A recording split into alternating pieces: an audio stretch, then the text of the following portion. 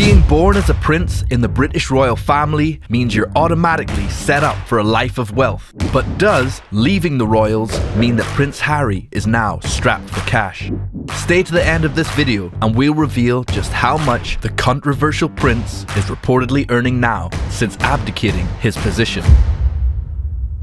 The net worth of the royal family has always been a murky subject. As David McClure, an official expert on the subject, has noted, the royals' finances are shrouded in fog. In 2022, Forbes estimated that the Queen alone was worth around $500 million. But that's only a fraction of the royal family's assets, which Forbes estimated were worth a staggering $28 billion. So needless to say, that being part of the royal family has its financial perks. But just how much did Harry lose by leaving his role as a royal? And is he now earning more or less than he was before through his new private businesses? Watch and find out. Has Prince Harry gone from prince to pauper? If you like our content, please consider subscribing to help us make more. First, let's look at what Harry was earning while he was still working for the family business. As a senior working royal, it's forbidden to leverage your status for a high-paying job. So during his time in the royal family, Harry had three main revenue streams. The first of these was the salary that each royal receives every year just for working as part of the royal family and taking part in the usual royal engagements, such as attending state funerals, national festivities, and charitable service. Again, as with many areas of the royal family, this salary is shrouded in mystery. But we got an indication of just how much money the royals may earn with a story that emerged about Prince Andrew. Not that type of story. In November 2019, reports alleged that Prince Andrew, while a working royal carrying out duties on behalf of the royal family, received approximately £250,000 a year, including the cost of running an office. Prince Andrew held a very similar role within the family to Harry, so we can assume that their salaries would have been close, if not the same. Harry's second income came from the inheritance received from the passing of his mother, Princess Diana, and his great-grandmother, the Queen Mother. Prince Harry inherited roughly $13.3 million from one of the world's richest women, the Queen Mother, upon her death in 2002. He also received $20 million in 2014 from his mother, Princess Diana's estate. This was set up as a trust for him to receive on his 25th birthday. I can imagine it was quite a party. And finally, there was his quote-unquote actual career in the military. On the front line.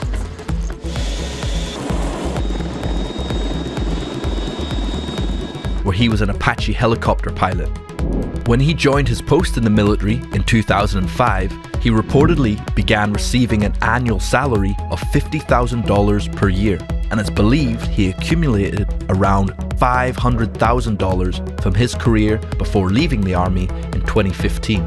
Of course, other benefits of being within the royal family include living in a home which is free of expenses because your bills are paid for by the royal sovereign grant. But we'll focus here primarily on the money being earned rather than the money being saved. Since leaving the royal family, Harry no longer has his royal salary, and his military wages ended along with his military role. With the embargo on involvement in private businesses being lifted, Harry now has a lot more revenue streams available to him, and he has certainly made the most of these new opportunities. The most publicized of these revenue streams, which is at the heart of much of the controversy around Harry and Meghan's new life, is the deal that the couple signed in September 2020 with Netflix. They signed a multi-year deal with Netflix to produce content that informs, elevates, and inspires. It's estimated that the couple will earn around $100 million from the deal, adding significantly to Meghan and Harry's net worth. Causing an equal amount of furore in the media is Harry's trilogy book deal, signed with publisher Random House for a reported $44 million, with the first book in the trilogy, Spare, becoming the UK's best-selling memoir in its first week of sales. This appears to be a highly profitable deal for Random House, as well as the Prince.